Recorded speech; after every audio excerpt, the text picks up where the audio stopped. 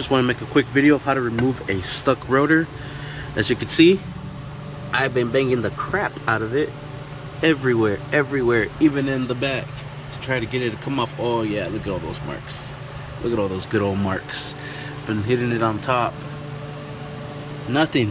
I can't get it to come off. There is a simple trick that I just found out. There's actually 2 threaded holes here. I always thought that that was to like hold the rotor into place, but if you put a bolt through it, use an impact for it, it brings out the freaking rotor for you. How about that? Look at all my hits. Oh yeah, it was not budging whatsoever. I don't care about this rotor. I have a replacement right there, so that's why I was banging the crap out of it and I couldn't get it out. This boat is what saved my life.